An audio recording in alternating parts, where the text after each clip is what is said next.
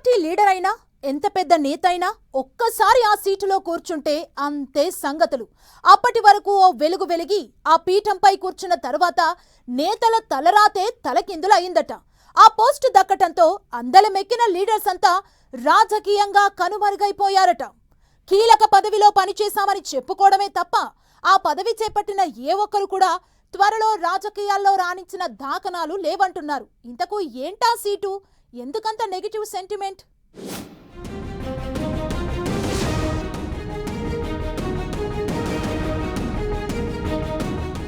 Guntur mayor కుర్చీ negative sentiment గా మారిందా? ఆ పీఠంలో కూర్చుంటే పొలిటికల్ ఫ్యూచర్ అంతే సంగతులా? మేయర్ అయిన వారంతా పొలిటికల్ గా సైడ్ అయిపోయారా? లేటెస్ట్ గా మేయర్ గా పనిచేసిన నేతకు కూడా సెంటిమెంట్ గుబులు.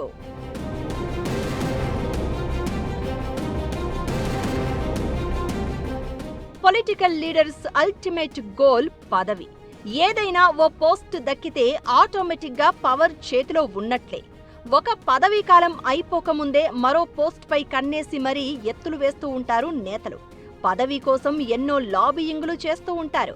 కానీ గుంటూరు మేయర్ పీఠం అంటే మాత్రం పొలిటికల్ లీడర్లు అమ్మ బాబోయ్ వద్దు సార్ అంటున్నారట. అందుకు కారణం లేకపోలేదు అంటున్నారు. మేయర్ పోస్ట్ పెద్దదే అయినా ఇప్పటి వరకు ఆ కుర్చీలో కూర్చున్న వారంతా పొలిటికల్ గా సైడ్ అయిపోయారట. గుంటూరు కార్పొరేషన్ కు జరిగిన మొదటి ఎన్నికల్లో టీడీపీ నుంచి శారద మొదటి మేయర్ అయ్యారు. 2000 సంవత్సరంలో జరిగిన ఎన్నికల్లో గెలిచి టీడీపీ నుంచి యేసురత్నం మేయర్ పదవి చేపట్టారు. 2005లో జరిగిన ఎన్నికల్లో కాంగ్రెస్ మెజారిటీ డివిజన్లు గెలుపొందడంతో మేయర్ పదవిని మొదటి 2.5 ఏళ్లు కన్నా నాగరాజు, తర్వాత 2.5 ఏళ్లు రాయపాటి మోహనసాయి కృష్ణలు పనిచేశారు. తర్వాత 10 ఏళ్లు వివిధ కారణాలతో గుంటూరు కార్పొరేషన్ ఎన్నికలు జరగలేదు. ఇక 2021లో జరిగిన ఎన్నికల్లో గుంటూరు మేయర్గా వైసీపీ నేత కావటి మనోహర్ ఎన్నికయ్యారు. గత ఏడాది మేయర్ కావటి మనోహర్ తన పదవికి రాజీనామా చేయడంతో TDP corporator Kovelamudi Ravindra mayor అయ్యారు. ఇలా గుంటూరు కార్పొరేషన్లో అన్ని పార్టీలు మేయర్ పదవిని దక్కించుకున్నాయి. పార్టీల ఖాతాల్లో మేయర్ సీటు పడితే ఆ పీఠంలో కూర్చున్న నేతల పొలిటికల్ ఫ్యూచర్ మాత్రం డైలమాలో పడిపోయిందట.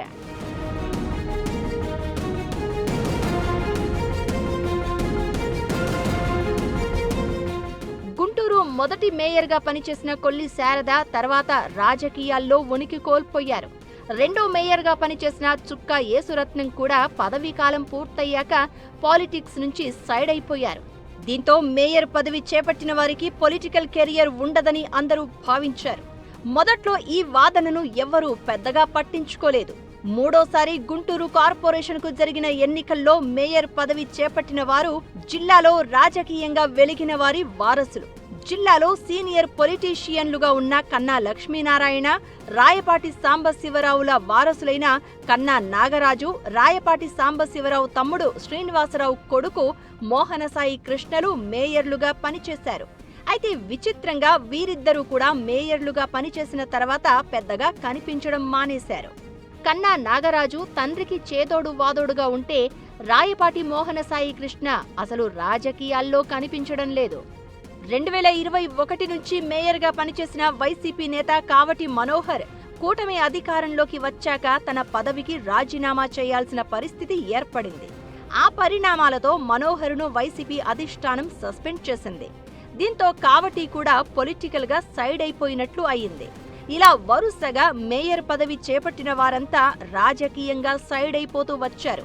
అయితే మనోహర్ రాజీనామా తర్వాత మేయర్గా ఎన్నికైన టీడీపీ కార్పొరేటర్ కోవెలమూడి రవీంద్రను కూడా నెగటివ్ సెంటిమెంట్ వెంటాడుతోందట.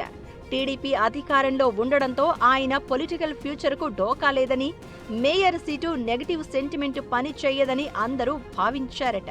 కానీ మేయర్ పదవీ కాలం పూర్తయిన వెంటనే రవీంద్రపై సెంటిమెంట్ ప్రభావం చూపించిందనే టాక్ వినిపిస్తోంది.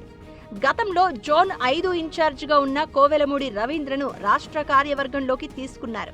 రాష్ట్ర కార్యనిర్వాహక కార్యదర్శి పదవి ఇచ్చారు. జోన్ 5 ఇన్ఛార్జ్ పదవి మరొకరికి ఇచ్చారు. రాయలసీమలో కీలకమైన హిందూపురం పార్లమెంట్ ఇన్ఛార్జిగా ఉన్న రవీంద్రకు రాష్ట్ర కార్యవర్గంలో ఇచ్చిన పదవితో తక్కువే అని టీడీపీలో ప్రచారం జరుగుతోంది. దీంతో మేయర్ సెంటిమెంట్ గట్టిగానే తగిలినట్లుందన్న టాక్ వినిపిస్తోంది.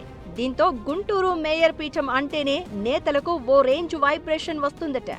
ఈ కుర్చీలో కూర్చుంటే నగర ప్రథమ పౌరుడిగా గుర్తింపు దక్కుతుందనే మాటే కానీ ఆ తర్వాత రాజకీయ భవిష్యత్ మాత్రం మలుపులు తిరుగుతుందనే చర్చ జోరుగా సాగుతుంది.